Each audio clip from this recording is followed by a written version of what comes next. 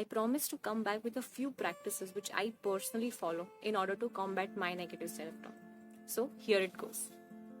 The first practice which I follow is observing silence. Yes, silence is a very important thing that we all need to practice in our lives, but rarely does someone tell us about it. Now, what do I mean when I say the word silence? Silence is a state where there is no voice coming from the inside and no voice that is going on the outside. So basically, there is no music, no reading, no writing, doing nothing, just sitting there observing your breath. Now, how does silence help in combating the negative self talk? What it did for me was when I used to observe silence on a daily basis for a few months, I was easily able to observe how my negative self talk left an impact on the actions that I took. So, if I decided to do something, I would literally be able to hear that voice inside which would tell me that you won't be able to do this.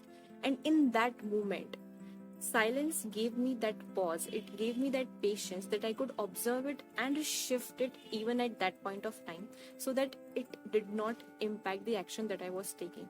Obviously, it took a few months, maybe a little bit more time. It depends upon how much silence you practice. But it gives you that pause, and the pause is the only thing which can help us in bringing a shift in the negative self talk.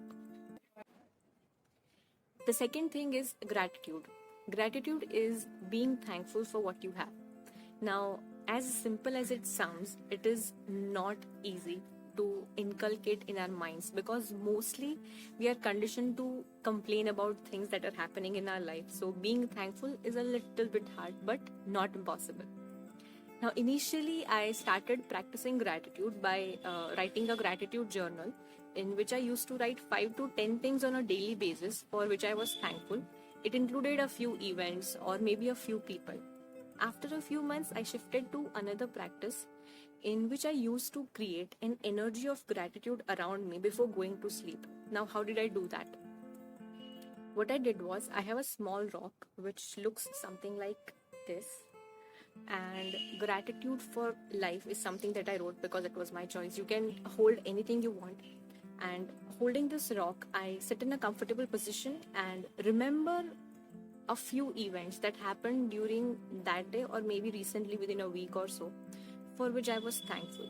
So when I remembered those events, they all happened once again in my mind, and due to those thoughts, an energy of thankfulness, an energy of positivity was created around me.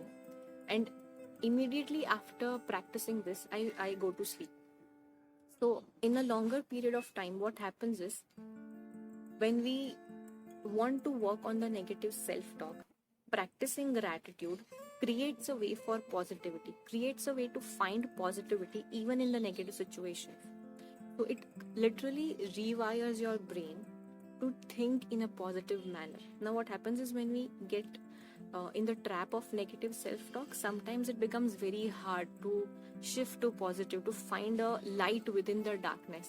So practicing gratitude can make it easier and help you in shifting from negative to positive. The third practice is of journaling.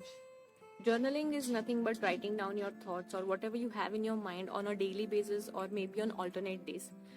I do it every 2 days, mostly, yeah. And the main benefits that I have seen because of journaling is that the first thing is my thoughts gets more space when I write them down. Because when you're writing, sometimes what happens is those things come out even which you were not aware about. So you become more aware about what is going on in your mind. The second thing is journaling is a space where you can just be yourself. You don't have to pretend to be somebody else. You don't have to pretend to be nice, to write good things. So it lets you open up, it lets you heal, and it lets you fearlessly just be yourself. And the third thing is you can observe your progress. So if you are journaling on a daily basis, you can see how you thought a few months ago and what direction are you headed to when you're writing today. So you can keep a track on how things are going on in your life. Fourth and the last thing is to take care of the inputs that you put in your mind. Now, self-talk is formed by the things that we observe, read, and consume. So it is very important to take care of what we are feeding our minds with. What kind of people are you hanging out with? What do they tell you? What kind of books are you reading? What kind of content are you reading? So that things directly affect your self-talk. So if you feel that something is wrong here, first have a look at what is going on inside your mind. Because when you clean those inputs, when you check those inputs on a daily basis, the inside will also remain clean. Thank you.